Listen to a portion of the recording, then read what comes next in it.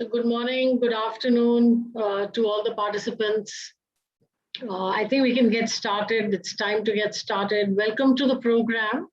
Today we're going to be talking about understanding what is it that we need to build as we become leaders or managers. So some of the areas of competencies. It would be a session that would last about an hour, and I would be most comfortable with questions that you may have. You could post the questions as we go along. If there's any clarity you want in whatever I'm saying, I would welcome the questions as we go along. Broadly speaking, I think I would probably be talking for about 45 minutes or so. And I would like to leave another 10 to 15 minutes for questions and answers. And so without much, taking much time, let me just jump into the topic as we've decided for today. The second byline of the topic today is demystify the competencies. So what is it that I need in myself as a leader or as a manager, and why these competencies? Why isn't IQ not enough? Why is my intelligence not enough? Why is my knowledge not enough? And what do these competencies mean as I move ahead in my career? And that's going to be broadly the topic for today. So a little bit about me. I'm just trying to change the slide. Yes. So very briefly about me, I've been in the space of leadership consulting for many years now. About 7 years ago, I set up Enhance Consulting, which is a small firm in which we do a lot of work on leadership. What do leaders need to build in themselves as they are in the junior space, middle space, senior space? There's a lot of work being done on that. How do we identify the next rung of leaders? How do we create a robust pipeline for an organization? How do we benchmark the leaders with the other industries, with globally? How do we benchmark them? And off late, in the last 1.5 years, a lot of work that Enhance is doing is in ensuring what is it that we do for global leadership today? What is it that during COVID times, what is the new kind of leadership that has emerged? And what must we build in ourselves so that we can be part of the workforce as we go along? So welcome to the program. That was briefly about me, but it's really not about me. It's about going back to competencies and talking about the father of competency. And if we were to look at this image of this gentleman called Dr. David McClelland, who is really the father of competency. And he started talking very earlier on talking about why don't we test for competence rather than intelligence? Because for years and years and years and years and years, we're talking about intellect, we're talking about intelligence, but now we're talking about competence. What is a competence? And this started back in the 70s. A lot of work has been done by this gentleman.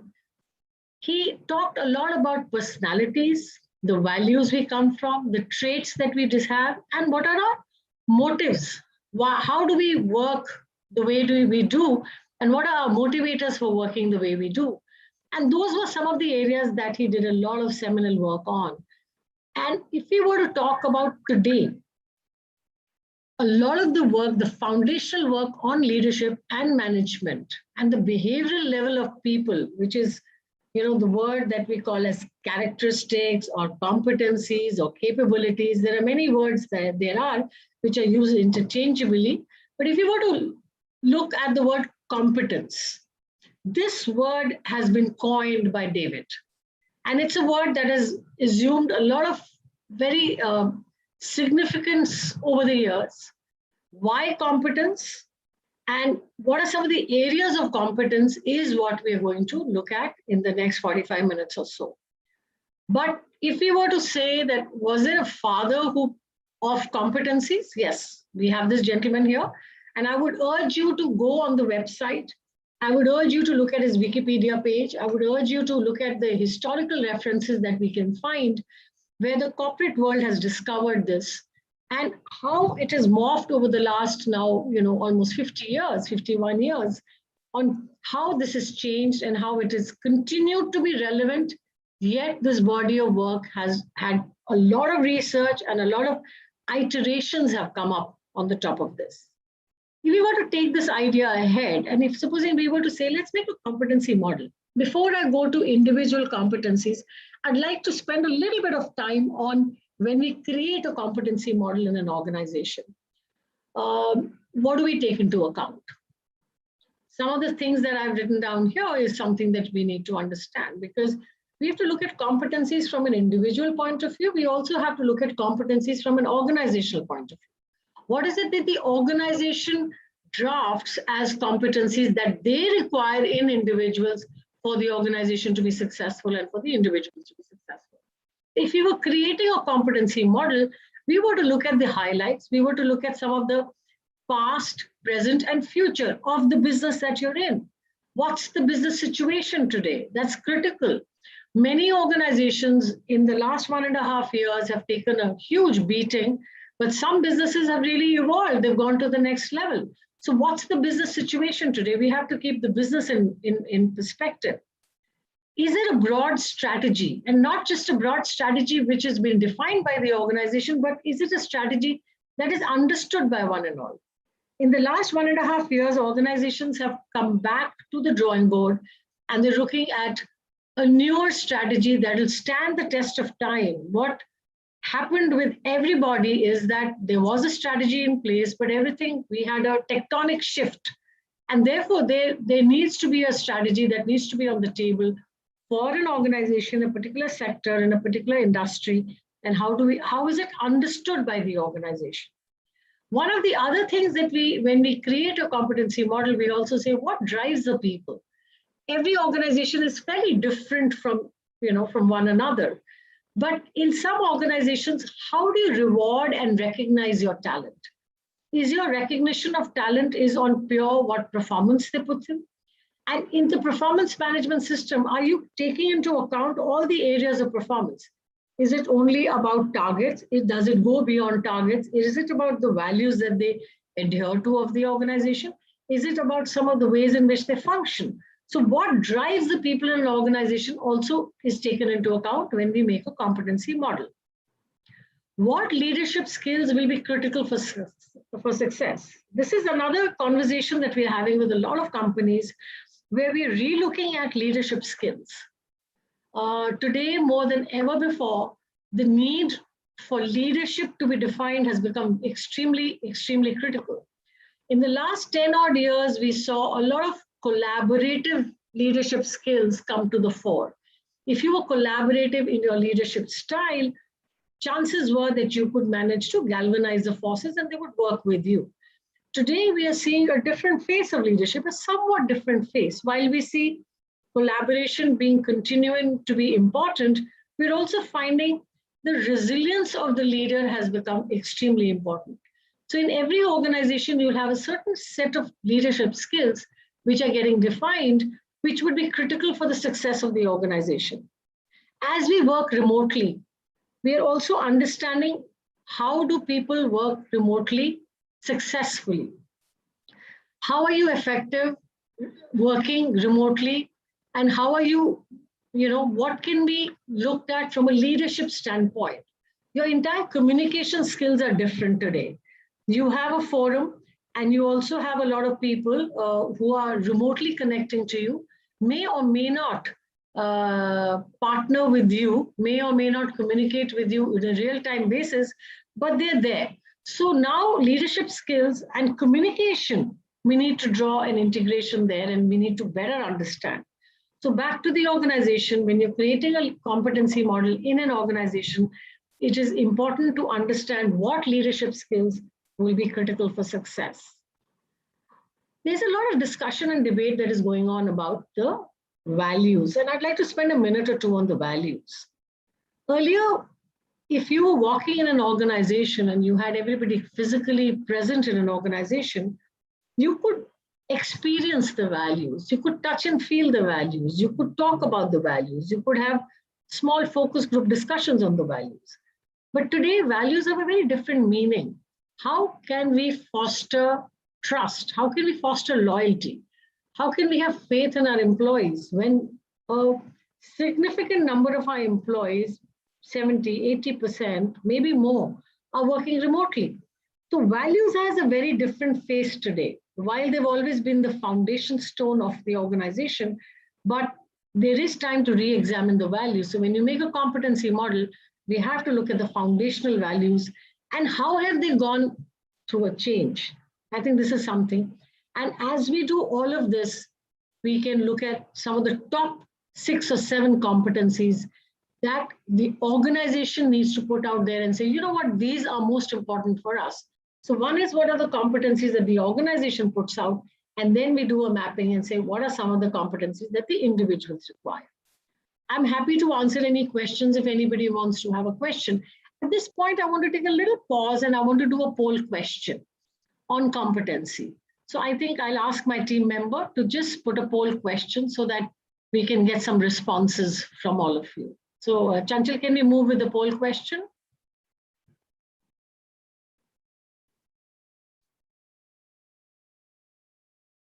I request all of you to just do the polling here.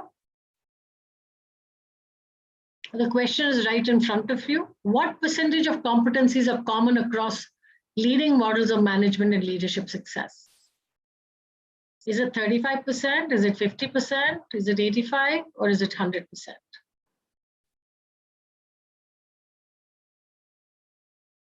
We've had 4 responses, 5 responses.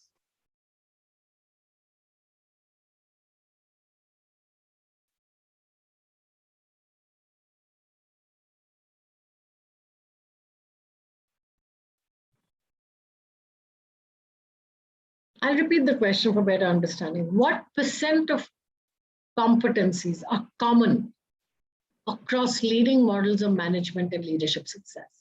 So there, as we know, there are many models of leadership and success, leadership and management, but there are competencies remain common. Is it 35% of competencies? Is it 50% of competencies? Is it 85% of competencies or 100% of competencies?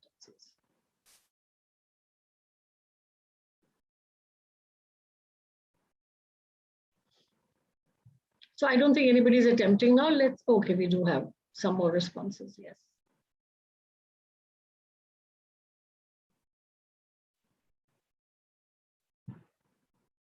Let's end the poll.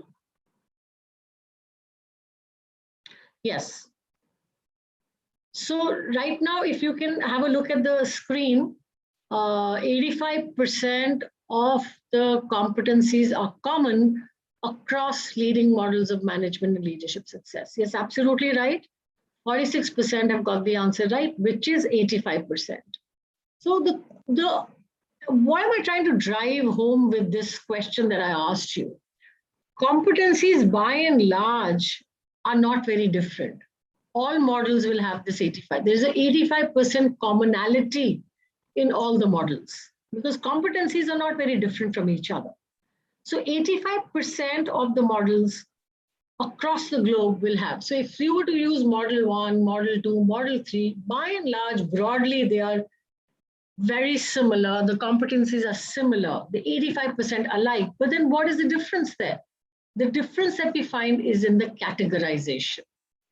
The categorization or the bucketing or the boxing of the competencies are different in most models. And that's where the differential lies. But absolutely right. I think we've got 6 people who have answered rightly. 85% is the answer. Can we run with poll 2? Chanchal, can we run with poll 2 question? Yes, thank you. So here is a competency that is for all of us working people. So what competency do you think is number 1? Workers are good as today.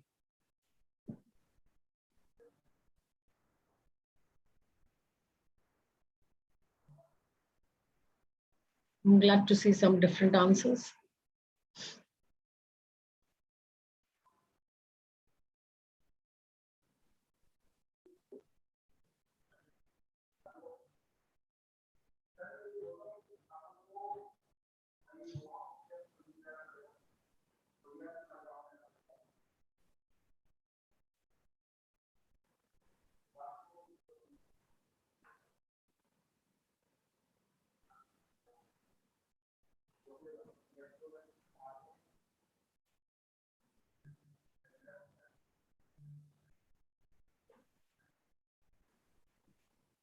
Any more?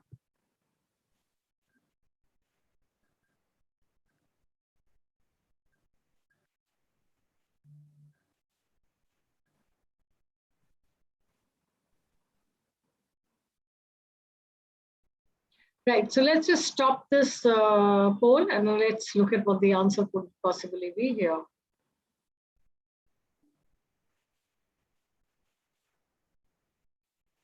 Can we end the poll, Chanchal? Yes, I've ended. Okay, thank you. Yeah, so the most obvious thing that we think, the top of our mind, 8 out of 13 have said drive for results. I'm afraid that's not the answer. And I'm going to hold back this answer and I'm going to give it to you later. But drive for results is not the answer, which is actually something that we feel everybody has a very strong drive for results. But that's not the number one competency.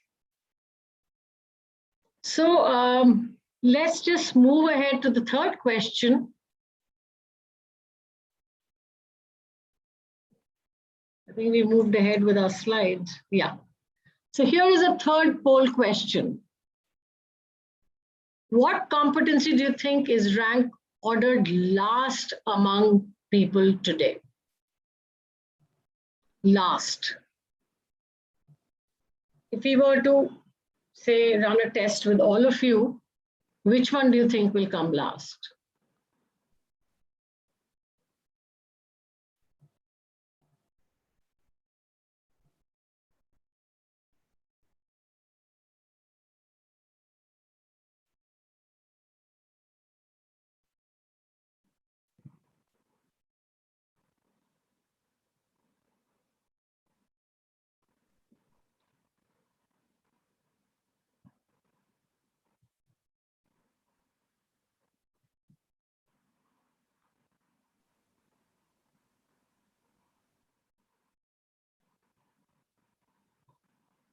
Okay, let's end the poll. Okay, so we have 1 out of 14 who's correct here. Developing direct reports and others is the last. It's across the globe. The world that I come from, I know of a model that I use a lot often, which is a Lominger competency model, which I'll be sharing with you. But this across the globe, there's 67 competencies there. We've done a lot of work on this, but developing direct reports and others comes last. It either comes 66th or 67th across the polling that we've done. So this happens by default, developing our direct reports, but it's always the last. Nobody purposefully develops their direct reports. And that's the point that is being made with this poll. So let's move away from the poll and let's go back to the presentation, and we'll come back to the poll a little later. Thank you for participating in the poll. I've got a good sense of where you all are coming from, right? So making of a competency model organization context is critical, and which is highlighted in this slide. As we move ahead, the point that, yes, here, leading in today's world, I think what I'm going to say in this slide is obvious to one and all. Boundaries have got blurred completely. Authorities undermined, because the way we function has become very different. Employees, more often than not, are functioning in a difficult situation. There's a lot of focus being put on digital behaviors. That's a new area where we're doing a lot of work and research. Digital behaviors are very interesting to talk about. If I'm saying that I'm disciplined in my competence, and that's what people have seen of me, but when I've been working digitally over many months, it could be possible that my discipline is not showing through in my digital behavior. And that's the conundrum that leaders and managers are facing. So what should you go by? Should you go by my word? Should you go by my past context and history? Or should you go by my current behavior? My current behavior, my digital behavior tells you that I'm working very randomly, that there is less discipline. So that's just one of the examples that I'm taking. But digital behaviors are often being mapped in companies, either transparently or non-transparently. And digital behaviors are giving us a very different view of competencies, of the way people function. discipline being one, commitment to work being the other. The third one we are watching is we're watching and seeing that there is a lot of people are online, but they're not plugged on. So these are some of the areas that we are finding a lot of challenge. And we are, obviously we are, we are not, the mental well-being has become a big conversation point today, and it is a very real point. And the second area that we are talking about is that my distractions are one too many.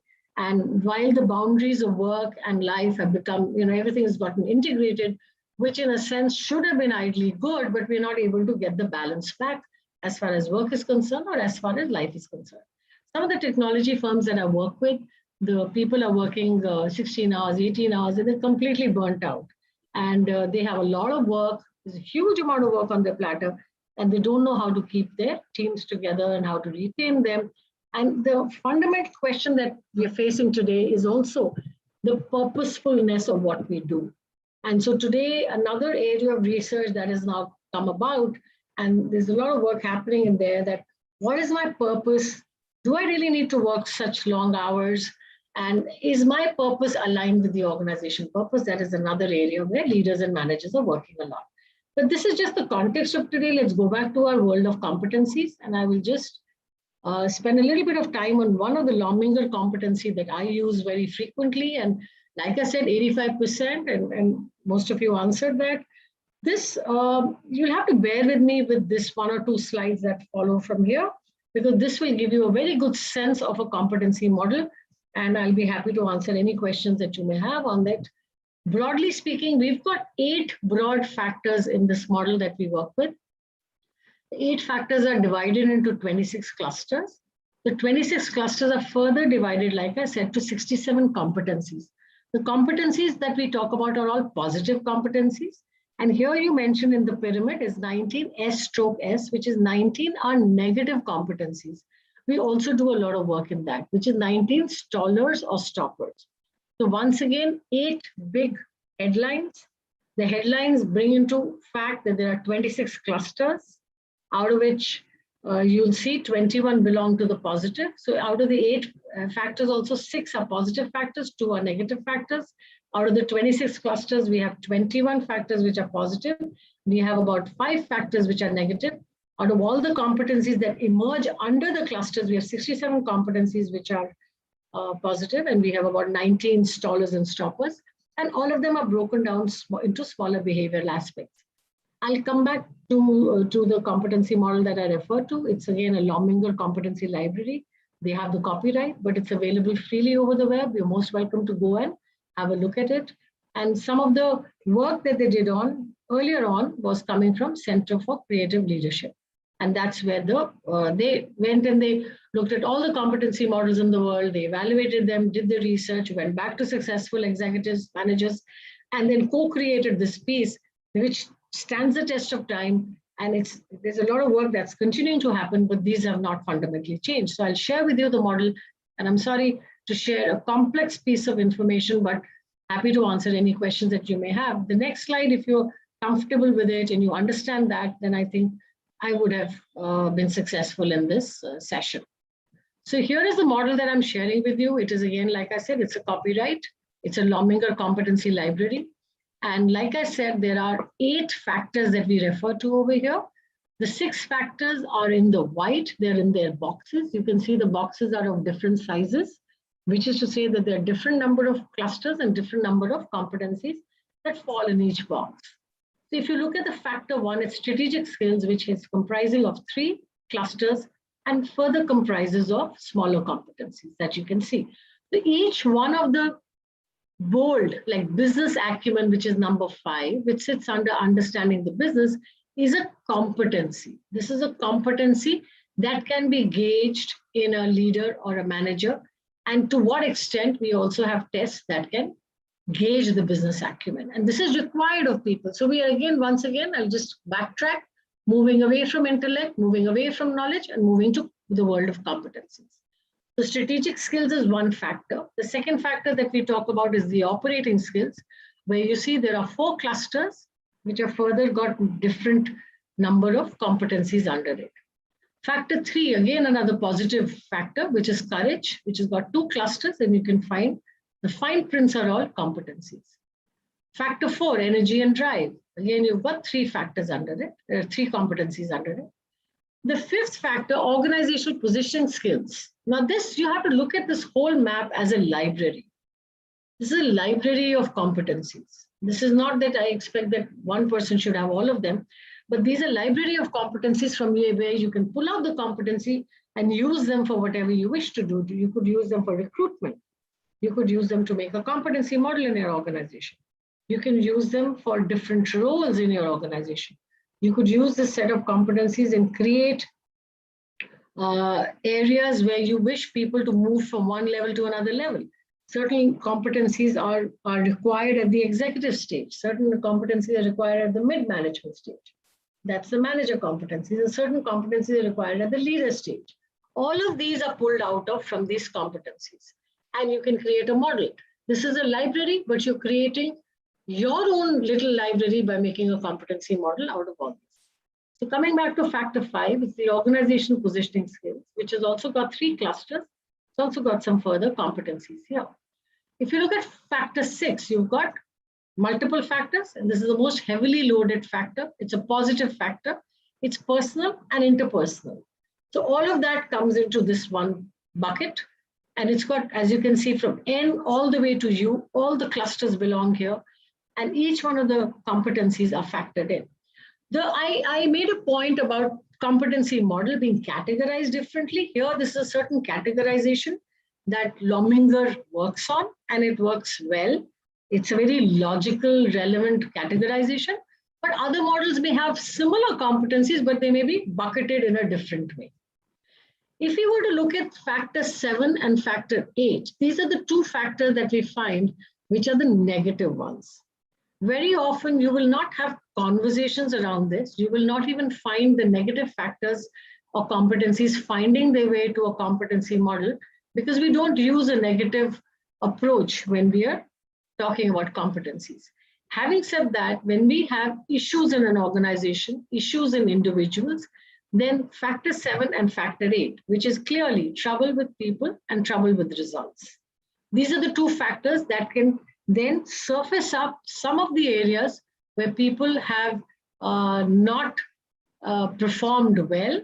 Then we can look at these factors and we can actually pull that out and we can clearly identify what are the problem areas that we may have and how do we move ahead from there.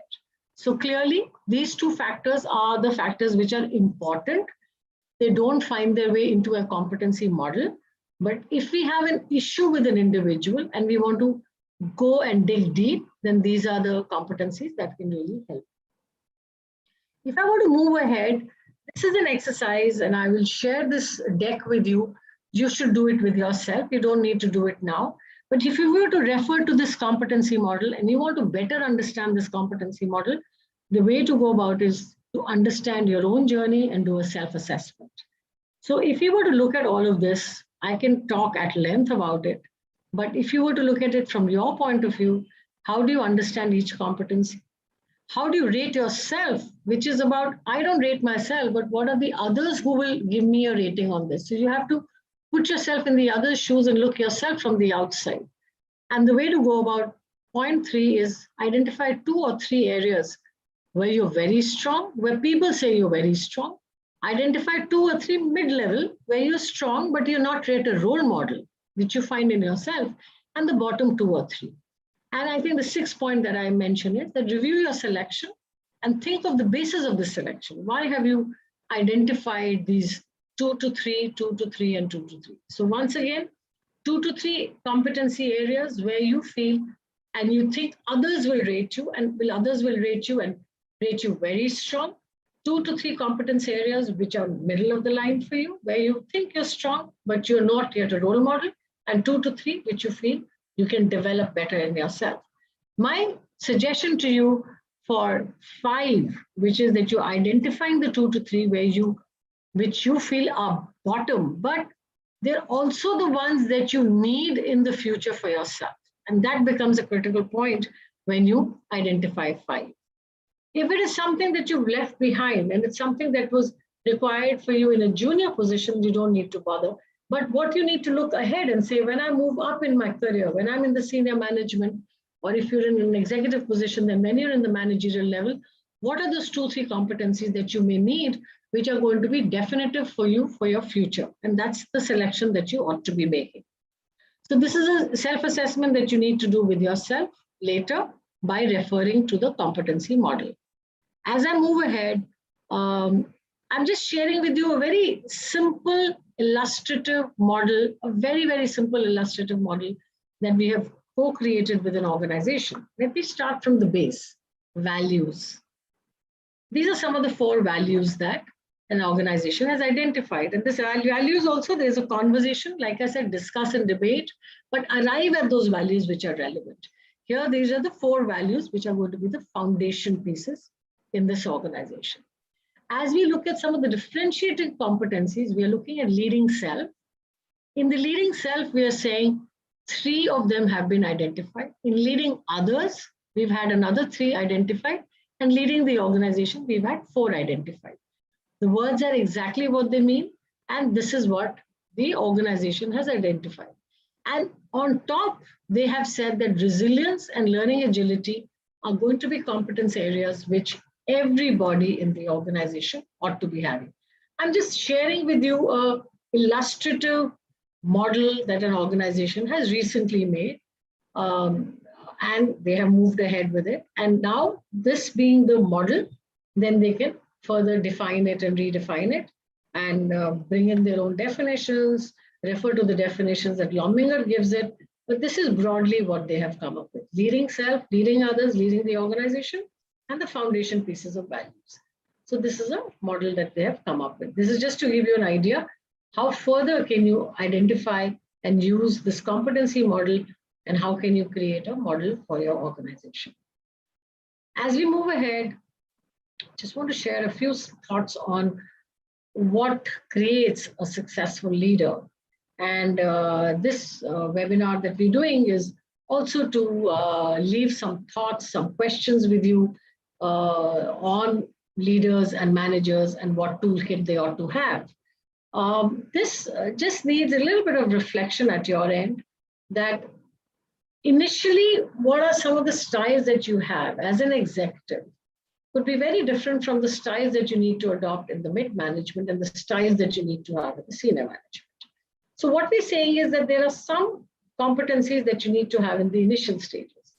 Initial stages between, say, 0 to 8 years, 9 years of your career, you're called upon to be resourceful, to be action-oriented, to be an individual contributor, to have competencies that will drive you and your work to shine as opposed to the others, so that you can make that cut. So this is a toll gate here, there's a toll gate here. And I call it the Da Vinci Code. You need to break the code if you want to move from an executive to a manager and actually prove to be a manager. As you reverse your style, it's not about what you bring to the table, it's about what your team brings to the table. So the reversal that we're talking about here, that successful senior leaders are completely reversing their styles. And if they transition from manager to leader, so you make a reversal over here and you make another reversal over here, because these are the 2 toll gates which are critical in a career. And if we do not make that open that toll gate, and we do not understand that code that makes us reverse our style on these 2 areas, then that's why there is a pyramid, right? There are some people who can break the code and move ahead, and there's some people who can break the code here and move ahead. And as they move ahead, then we can find a difference in their style. Just give me a minute, please. Yeah. Just think over what I said. Can we have the next?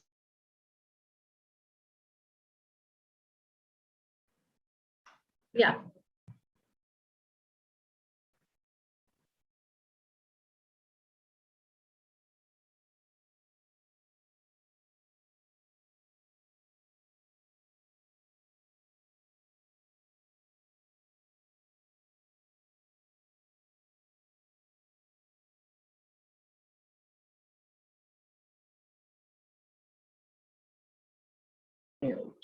Hello, can I be heard? Yeah. Can we have the next poll question, Chanchal? Maybe at this point, I'll just, bring in another poll. Yes, thank you. Yeah, so you have a poll question here. It's a bit of a trick question. Let's have you participate in this poll. The question is right in front of you. The answers are right in front of you.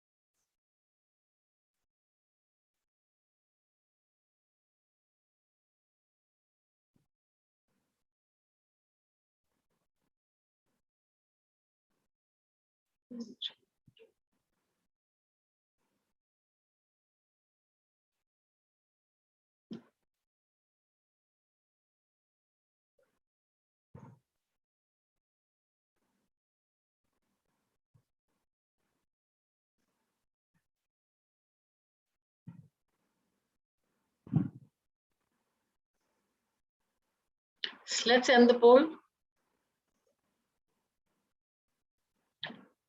Yes, 15 of you have got it correct. Absolutely.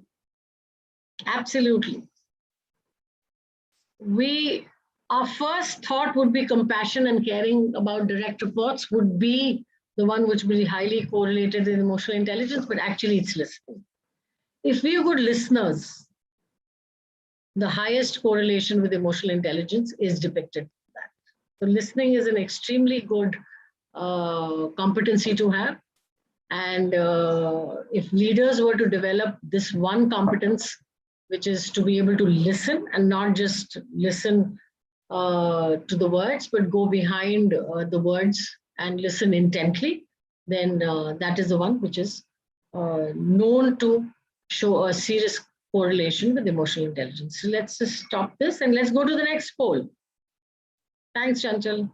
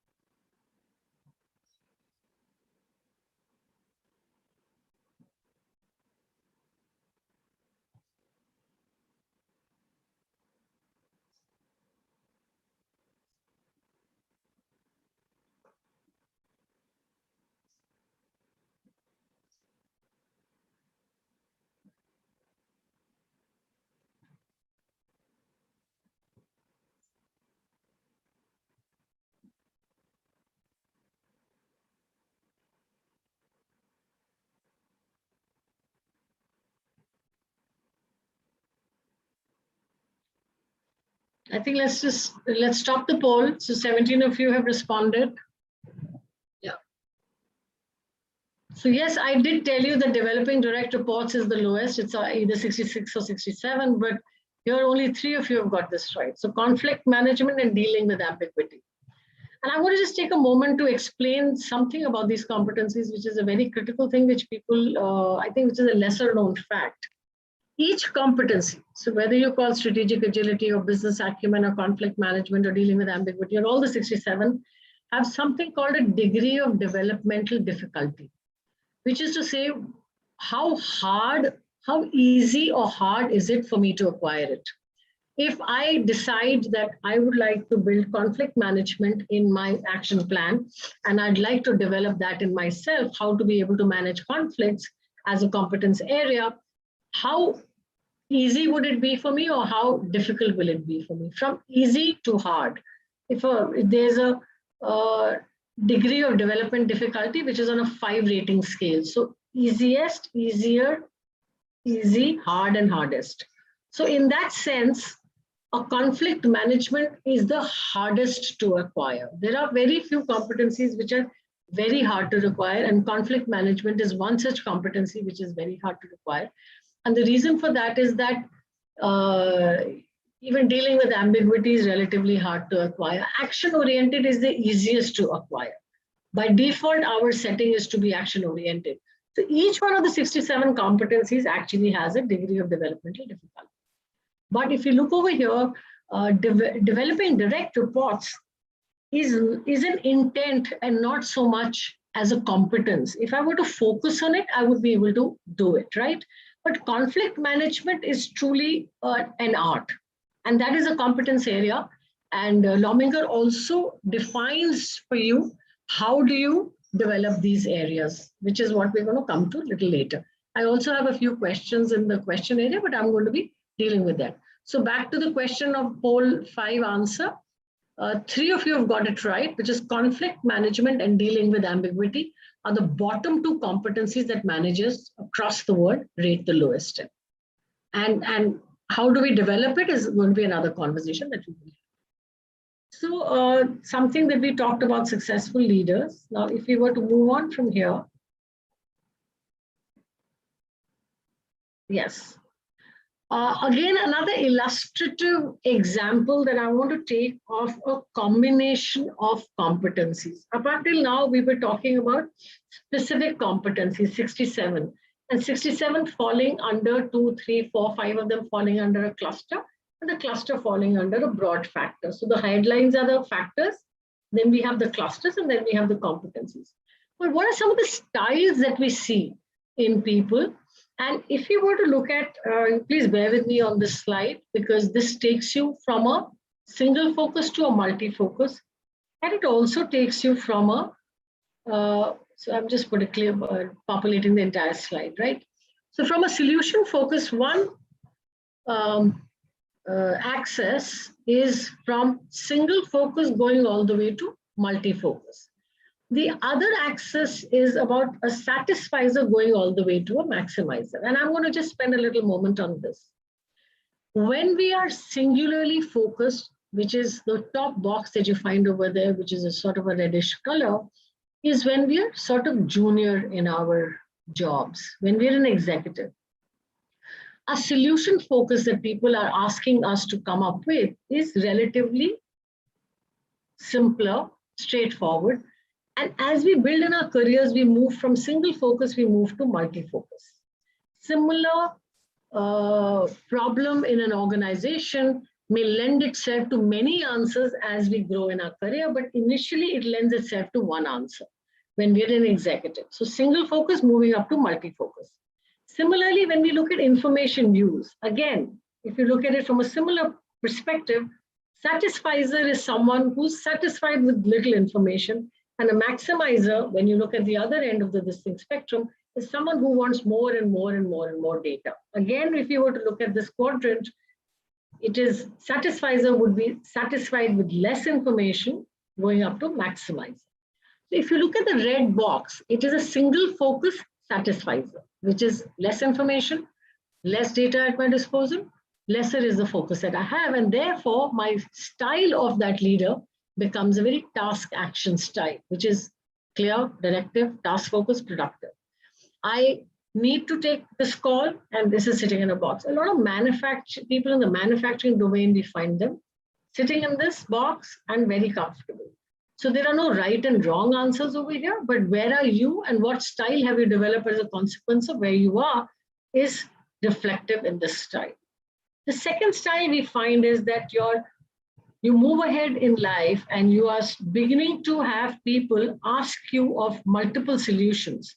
You may still be happy with lesser information at your disposal, but the same information lends itself to multiple answers. So we find a social flexible style emerging, which is significant of, you tend to be more open, you're open to more ideas, tend to be a little informal, outgoing, talking to a lot of people, trying to understand what are some of the solutions that I can come up with. Humorous, yes, well, intuitive. So that's the style that we find where you remain multi-focused, but you're a satisfier.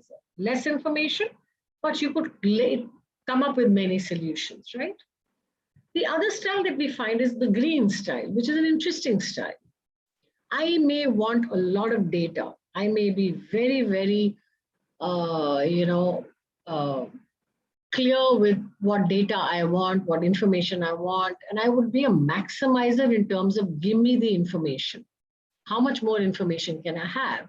But I always dovetail it to a single focus. And we find this leadership style to be the most prevalent, which is I need a lot of data, but I'm going to piece together the data myself. And this is the style that emerges, which is intellectual complex. More often than not, a task action style usually grows into an intellectual complex style, which is logical, serious, data-driven, thorough, detailed. That's the style that we find. And the other style that emerges, which is the fourth quadrant that you see out here, multiple focus maximizer. So I may have a lot of data, but I may also keep coming up with multiple solutions. And therefore, the style that I would depict would be a participative, and it would be also a style which is going to be a creative style. So this is a style that we find that also develops. So this is one thing, and I'm going to just go back, and I think we have a couple of questions on chat. Yes, and let me just refer to these.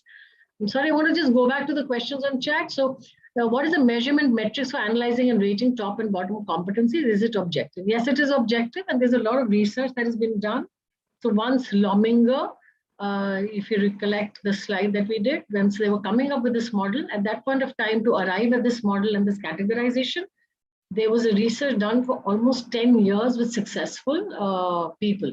And they said, what is defined by success? So success is your ascent in the career. Success is where you've reached, the roles, what salary you're drawing, because that's synonymous with success.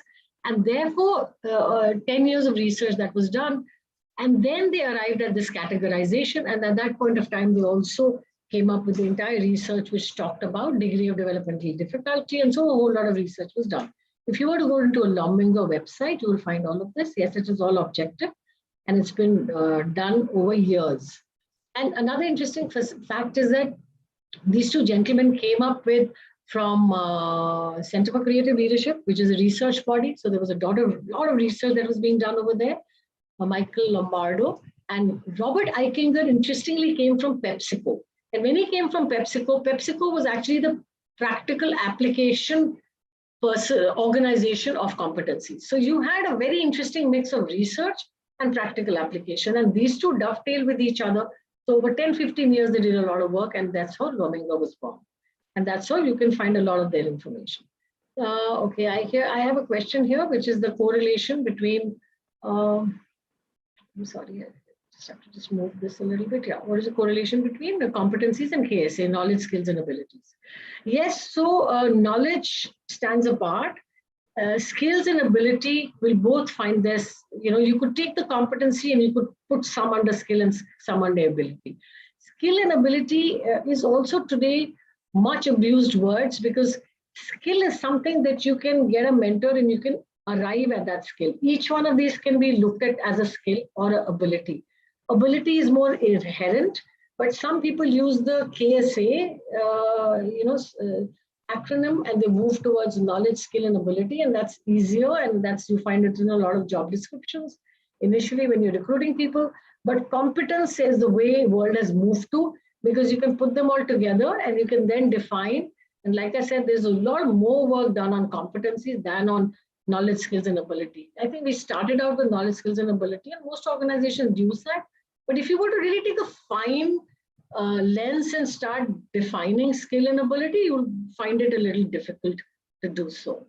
Competencies is going to be something which is, yeah.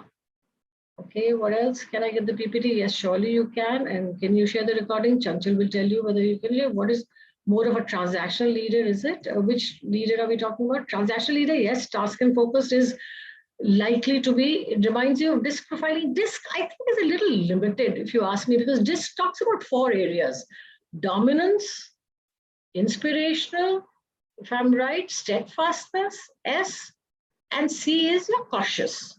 So when you talk about dominance, you're talking about a trait which is, I'm very dominant, and then it has, what I like about DISC is the 2-factor approach. DISC has dominance, steadfastness, inspirational, steadfastness, and cautious. And the DISC profiling, what is good about DISC profiling is that there are 2. One is your inherent DISC profile, and one is your learned behaviors DISC profile. Often when I use DISC, I try and go back to the inherent, because I'm saying this is what you've learned. But if I peel the onion and if I go to the to your initial part, then I may be able to surface up something that's inherent in you, but not showing up. So DISC is a lot simpler. It has its limitation and it has its hypotheses through which it goes. If you were to look at the competency world, this is the more bigger picture, and this encompasses a lot of things. DISC leaves a lot of your questions unanswered, but it also is styles that we talk about over there. Yes. What is the most balanced style of a leader? Is it a combination of, that's a very good question. And I see you asking some very interesting questions. So that's a question that I'm asked very often. What would we call a balanced style? So I'm going to just leave you saying that where you are, where you've been, what has been your context develops a style that you have, right? Now, if today you're in a startup and you're not social and flexible, you will miss out on a lot of points. So your task action intellectual complex on the top, the task action, if left unbrindled, eventually develops to an intellectual complex. And that is something that we find all the time. But task and intellectual do not have the openness to look at other points of thinking. If you look at the startup syndrome, if you look at an ecosystem where you have communities, then a social participator, where technology firms will have this. So it really depends upon where you are, what's your context, where you're coming from, and what have you developed as a consequence of that. And going forward, if you were to change, then it requires a huge shift in changing. Nothing is wrong or right. You may have 2 of them, which would be, one would be your primary, one would be a secondary, and the third and the fourth will sort of not really show up. So you may not have all 4. If you have all 4 in your style, then you will leave the person, your people whom you deal with, extremely confused. And the way we see it is good to have a style which surfaces up, which defines you, and good to have a style which is a secondary style where you fall back. And when there is crisis, then we all go back to a very primitive and a very primary styles. So that's another thing that we find. I hope I've answered your question. Now let me see if there are any other questions. A leader may learn to adapt a style which is needed. See, the situational leadership has a lot of good points, but it also has a lot of flaws. A situational leadership also has to talk to your inherent self. In a situational leadership, if you're usually a very task action person and that's the style you've adopted, you will not suddenly become a social and a flexible style. So in a situational leadership, you will not toggle so much. The only situational leadership style that is all prevalent is a crisis style. A crisis style, everybody is at their best, everybody is under a lot of stress, positive or negative or whatever, and everybody does what needs to be done. The most laziest of leaders and managers also do what needs to be done in a crisis. But as I have my reservation on situational leadership, because situational leadership is also calling upon your style to come to the fore. So how to surface up style which is primary original in an individual. Yeah, so normally when you have stress, and another theory that is building up now, which is really interesting, is I live in this world of competencies and I can talk about it, which is that earlier we had when I started out my career, we had times to plateau, and our careers were like this. Today, careers are like this. We also knew what stress was, and it built in gradually in our life. Today, stress is it in every aspect of your life. The fact that you are, booming, racing ahead, stress is inherent in that.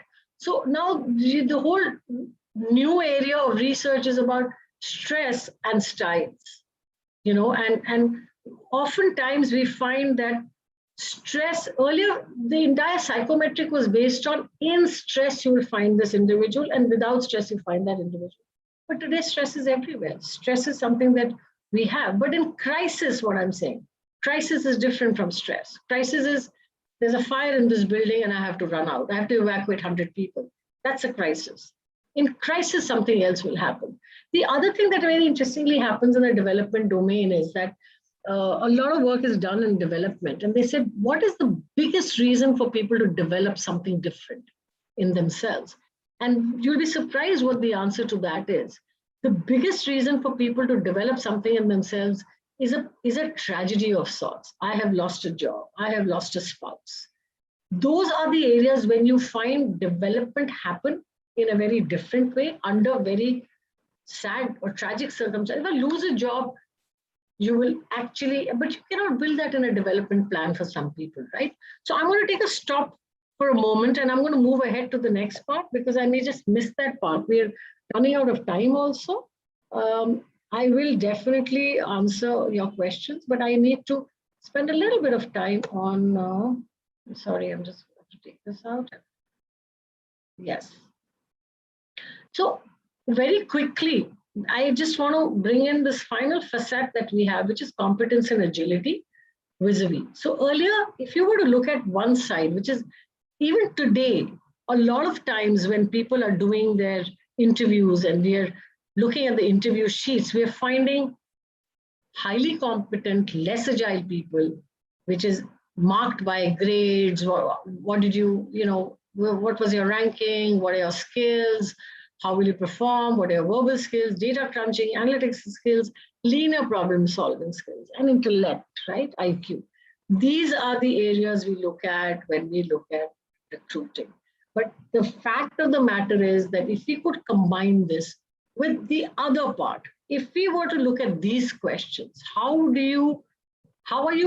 what is your agility quotient? How agile are you? Can you learn new technologies, critical in today's day and age? Are you a clever problem solver? Do you think strategically? Can you adapt? Can you be a chameleon today? Usually performs well under all circumstances, all conditions. I know what to do when I do not what to do. Has low tolerance for marginal processes. Wide interest, highly curious, comfortable with ambiguity. If you were to take this and marry it with this in your interviewing, in your when you're taking people through promotions, you're going to have a way better concoction of an individual as opposed to only ranking in this. The final thing that I want to share with you is that most times when we have,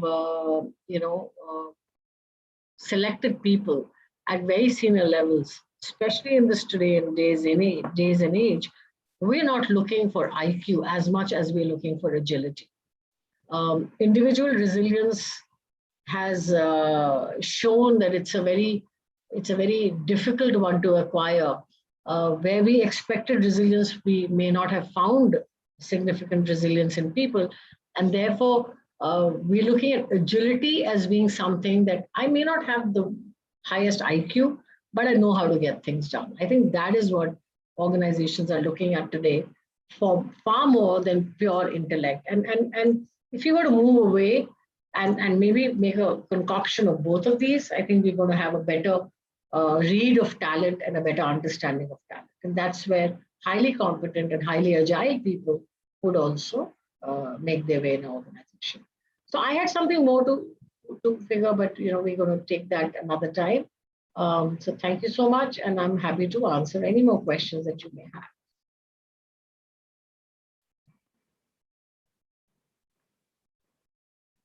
Okay, I have another question. Inherent versus learned style is adaptability in a way. It may not be natural for you to be direct, but every now and then when the need arises, you have to.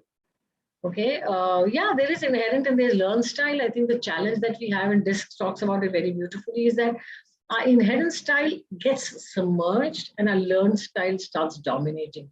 You know, if you, the best example I have is a child in the first 2, 3 years of a child's life, the child doesn't know the do's and the don'ts and the diktats of what he or she ought to be doing or behaving like. So you feel very unbridled, happy behavior, and then you get a lot of no's and no, don't do this and don't do that and don't do this. And then there is a learned thing that keeps coming up. So even when we start working initially as executives, there's an inherent style that people can see. You know, our behaviors are, we are what we are. But I think as we go along, we kind of, and it's not that we're forcing ourselves with that, but we learn what is the decorum and what is the learned style to survive or to just be in an organization. So the learn style actually takes over to the extent that very often, as I read through the DISC answers, I find a lot of times that I may have had dominance in my character, but in an environment, I'm not even showing it because I know it's not going to be appreciated. People are not pretending, and that's something that I'd like you to take away, but it's a learned style which we unconsciously adopt. Is there any model of analyzing the level of agility that can be used in interviews when you say, oh yes, there are models, for sure there are models. And fairly refined models today. Yeah, we can have a one-on-one conversation on this, for sure. Because agility is also synonymous with potential. When we look at in organizations differentiating the performers and potential, when we put a lot of focus on potential, we're actually talking about agility. And when we also look at promotions, we said performance has its own way, but you should actually always promote for potential. So agility and promotions are very closely correlated. Yes, for sure. Any other questions? I'd be happy to answer. Most welcome. Yeah. So I think we're 2 minutes ahead of time, and thank you so much. I think over to you, Chanchal. Any other questions that come my way, please just share them with me and I'll be happy to answer them. But if I think, Chanchal, you wanted to take a group picture or something, you could, it's over to you now. Thank you so much. Thank you. Thank you everyone for attending the session today. Hope the session was fruitful, informative. And we would like to express our gratitude to Ms. Meena for conducting this wonderful session. And if you have any question, you can ask us. You can unmute yourself. May I request everyone to switch on their camera? How does a leader keep himself motivated? Anish, I'll talk to you one-on-one on this. We have our upcoming courses. You can see the calendar. And if you have any questions regarding the workshop, you can reach us out.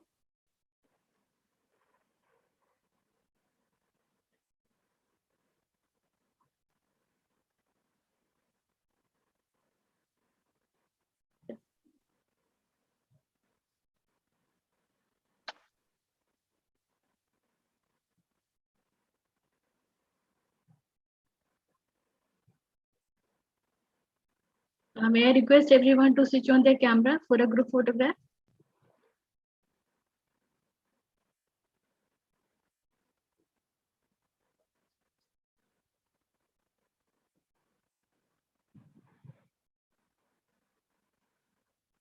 Thank you, everyone. Thank you. Thank you.